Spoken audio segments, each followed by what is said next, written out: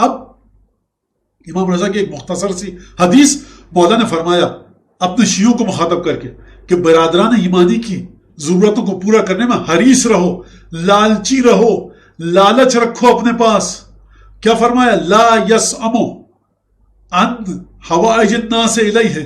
امام رضا فرماتے ہیں کہ مومن کی عقل کی، مسلمان کی عقل کے مکمل ہونے کی علامت یہ ہے کہ جب لوگ اس کے پاس آ کر اپنی ضرورت کو بیان کرتے ہیں وہ چڑھتا نہیں ہے، وہ اکتاتا نہیں ہے، وہ زچ نہیں ہوتا، وہ زیخ نہیں ہوتا.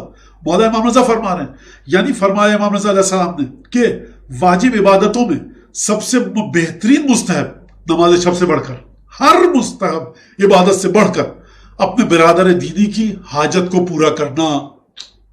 اب سن لیجئے، اگر کوئی شخص چاہتا ہے کہ امام رضا علیہ السلام کے قریب رہے، آج کل نہیں جا سکتے زیارت پہ، برادر ایمانی کی حاجت کو پورا کرے، یقین کیجئے، شک نہیں ہے مجھے اس میں کوئی، خود وجود مبارک امام رضا علیہ السلام کی قسم کھا کر میں کہتا ہوں کہ امام رضا اس کے لیے دعا کریں گے.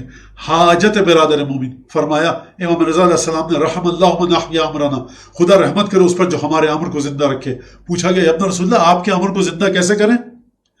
یہ نہیں فرمایا کہ اونگی بونگی چیزوں کو مجلس میں نقل کرو، اخبار پڑھو شام کا اور صبح کا، دنیا کے حالات پڑھو. چاند پر ایک مسجد ہے، اس کا مینارہ ٹوٹ گیا، تفکر میں آ جاؤ کہ اس کے ارے اپنے گھر کے اطراف میں دیکھو، اپنے امام باڑے میں دیکھو، محلے کے اپنی مسجد میں دیکھو، اپنے رشتہ داروں میں دیکھو.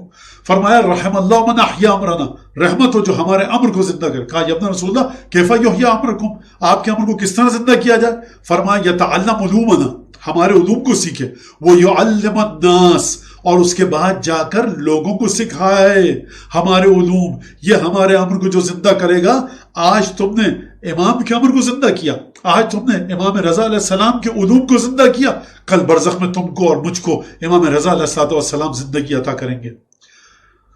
شیخ صدوق نے واقعہ نقل کیا ہے، مارورود ایک جگہ جو آج ترکمانستان میں ہے، جو رشیا کی سابقہ پرانی ریپبلک تھی، ایک اسٹیٹ تھی ترکمانستان، مارورود، وہاں پر ایک جگہ تھی.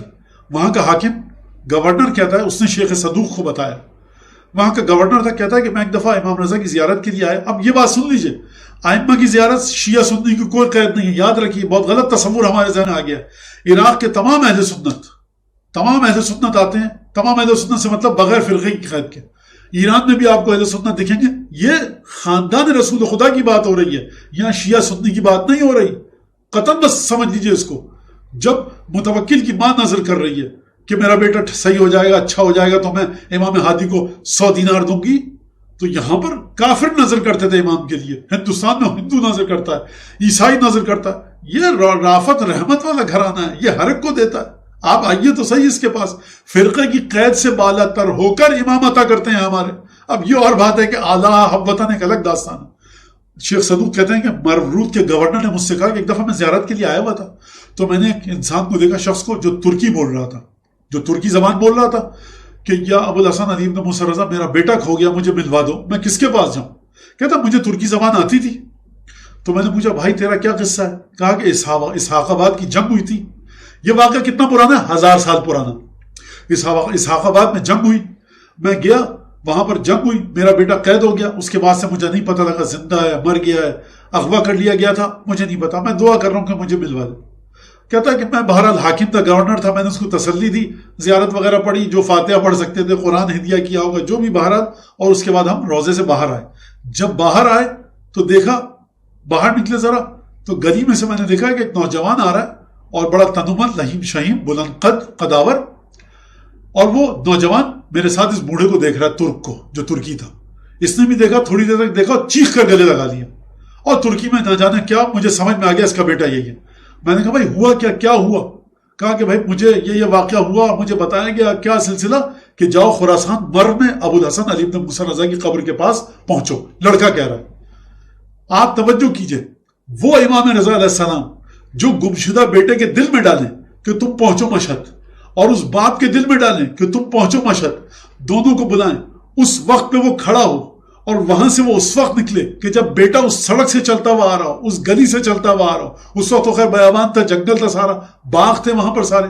اس گلی سے چلتا ہوا اسی وقت، اس حال میں، ہو سکتا ہے رات کا تاریک وقت ہو، نہ دیکھ پاتے، لیکن اس طرح سے نکلے، دن کی روشنی میں کہ وہ ایک دوسرے کو دیکھ لیں.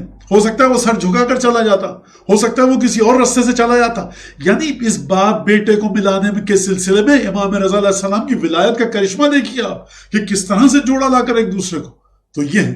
اور اس کے بعد پھر وہ ہمیشہ امام رضا علیہ السلام کا مجاور رہا اور وہیں پر رہا, اور لوگ کہتے ہیں اس کو وہیں پر دفن کیا گیا. تو یہ ولایت ہے. اور میرا دل چاہتا ہے کہ قبلہ نسیم امروہی کے کچھ شعر مجھے ایک دوست نے بھیجے تھے, وہ میں آپ کے سامنے پیش کر دوں. زیب تن صدق کا جامہ ہے تو پیرائے حق, زیب تن صدق کا جامہ ہے تو پیرائے حق, شمع دی مہر خدا نور خدا سایہ حق, سر پھرے چاہے نہ مانے انہیں سرمایہ حق. نسیم امروہی صاحب فرما رہے ہیں سر پھرے ان کو مانے دیوانے بیوقوف, چاہے امام رضا کو مانے یا نہ مانے, سر پھرے چاہے نہ مانے انہیں سرمایہ حق. میں تو قرآن اٹھا دوں کہ یہ ہیں آیہ حق. اب پھر کبھی تفسیر اس کی کہ میں تو قرآن اٹھا دوں کہ یہ ہیں آیہ حق. چپ رہیں جب تو سراپائے رضا ہیں گویا. جب امام رضا چپ رہیں تو خدا کی رضا ہیں, خود بھی رضا ہیں خدا کی رضا ہیں. چپ رہیں جب تو سراپائے رضا ہیں گویا, بول اٹھیں تو رسول دو سرا ہیں گویا. یہ عجیب قطعہ کا انہوں نے مرحوم نسیم امروہی نے, خدا ان کی روح کو شاد کرے. اور ہم امام رضا علیہ السلام کی بارگاہ میں, اور آج کی تقریر کا خلاصہ میسج ایسنس, حیات بانٹتے ہیں امام رضا, برزخ میں بھی زندگی دیتے ہیں, اس دنیا میں بھی زندگی دیتے ہیں.